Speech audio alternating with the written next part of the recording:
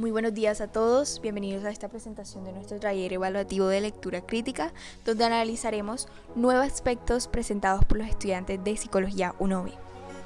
Alexia Solano, Andrea Laforí, Carola Costa, Mayra Orozco y Margie Barrios.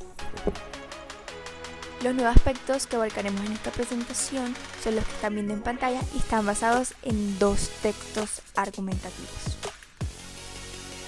Nuestro primer texto se titula Dignidad Humana, Instrucciones de Uso, publicado el 18 de mayo del año vigente. Su autor es Antonio Diegues. 1. ¿Cuál es la fuente? ¿Es confiable? ¿Está actualizada? La fuente es el editorial Herder, que es una editorial independiente española con sede en Barcelona, con más de un siglo de trayectoria.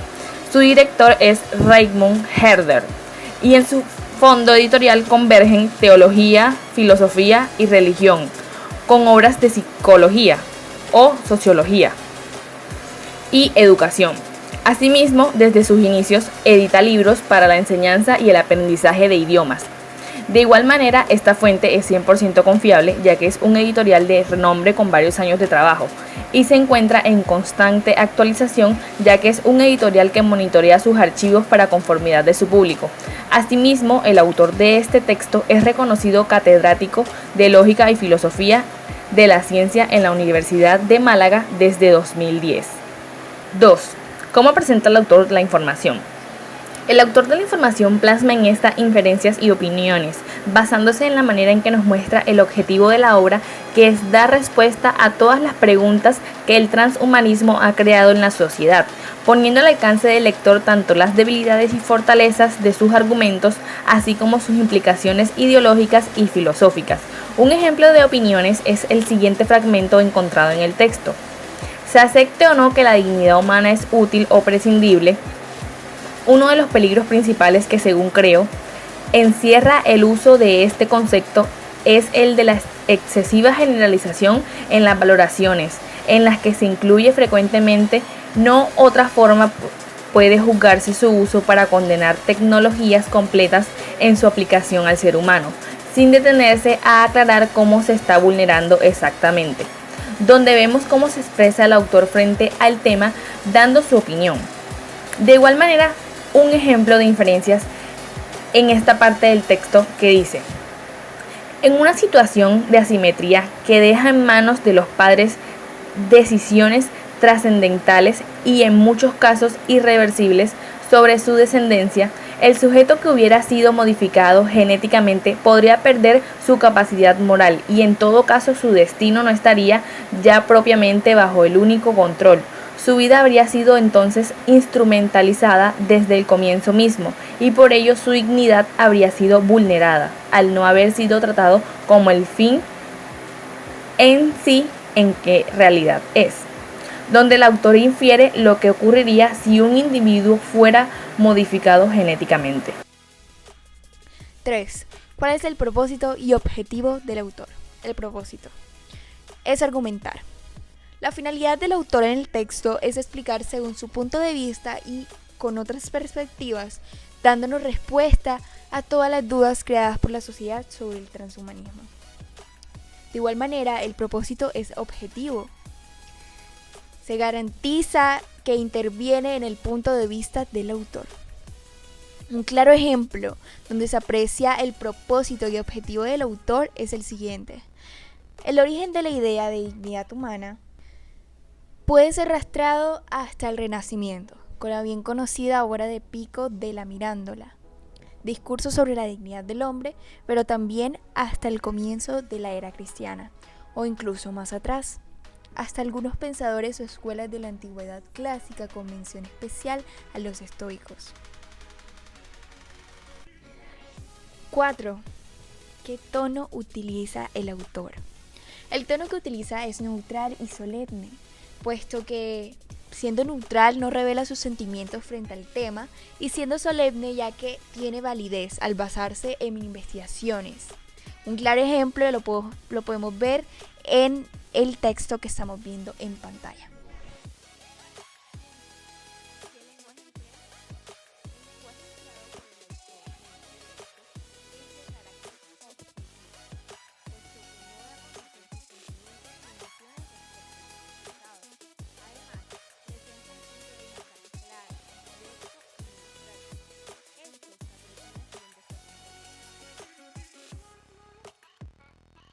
Sexto, ¿cuál es la hipótesis o tesis que el autor propone?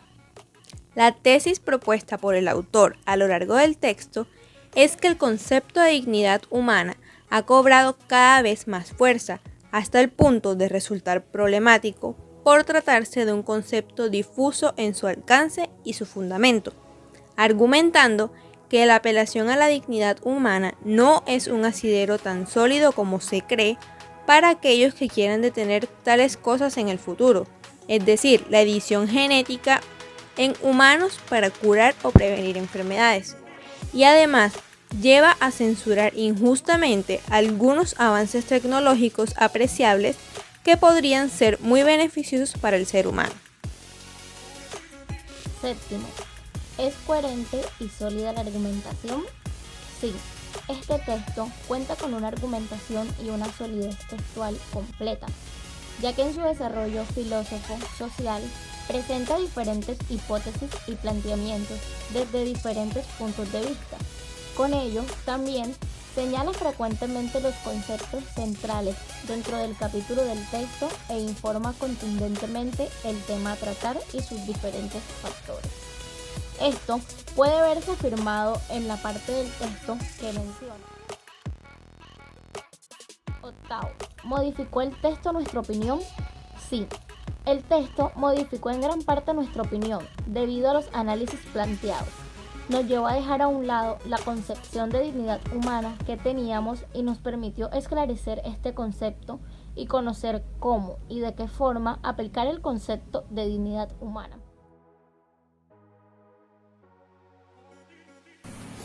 Tomamos una posición frente al texto. Claro, frente al texto tomamos una posición a favor, ya que no solo cambió nuestra opinión acerca de la dignidad humana. A medida que fuimos leyendo cada autor que el escritor tomaba para llegar a la conclusión de que este concepto no es algo sólido como todos pensábamos, también estuvimos de acuerdo con las ideas que se establecían o enclarecía cada autor. Fragmentos como estamos atribuyendo dignidad o derechos a los seres humanos por el mero hecho de ser humanos, y esto que le sigue en el que nos dice que el valor intrínseco que le damos a los seres humanos por pertenecer a una especie que se considera con diversas cualidades como racionales, con autoconciencia, moralidad, comunicación, con reconocimiento social, empatía y libre albedrío. Sin embargo, animales como los grandes simios, quienes tienen un porcentaje de algunas de esas cualidades del ser humano, también deberíamos considerarlos con dignidad y derechos. En este orden de ideas, continuamos con el análisis de textos argumentativos. Llegamos a nuestro segundo texto, que es El machismo como fenómeno psicocultural, publicado en 1972 de la autoría de Octavio Giraldo, quien es un escritor colombiano especializado en literatura hispanoamericano y que además es profesor de la Facultad de Artes y Humanidades de la Universidad de Caldas. 1.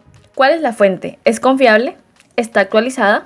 La fuente es la Revista Latinoamericana de Psicología, que crea una publicación cuatrimestral de acceso abierto de la Fundación Universitaria Konrad Lorenz.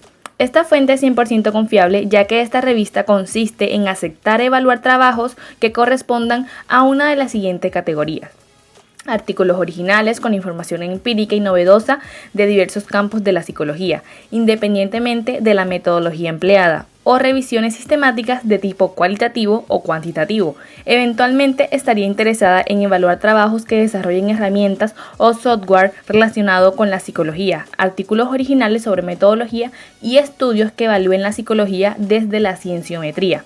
De igual manera, la fuente está actualizada, ya que se trata de ediciones de investigación publicadas cuatrimestralmente. 2. ¿Cómo presenta el autor la información? El autor de la información plasma hechos, ya que la información la podemos confirmar por nosotros mismos en un ejemplo de esto, que es el siguiente. De igual manera, el autor plantea opiniones acerca de la problemática del texto. A continuación, un ejemplo donde podemos confirmarlo.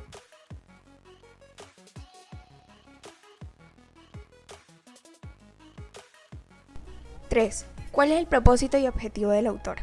El propósito es explicar el machismo de una forma objetiva. El objetivo es informar sobre el tema expresado anteriormente. Y esto lo podemos confirmar en el fragmento del texto que tenemos en pantalla que habla sobre las características del machismo. 4. ¿Qué tono utiliza? El tono que se emplea en el texto es neutral, dado que el autor no demuestra sus sentimientos sobre el tema, y de igual forma, un tono solemne, ya que posee un carácter de validez al basarse en fuentes sólidas, y lo podemos observar en el siguiente párrafo del texto.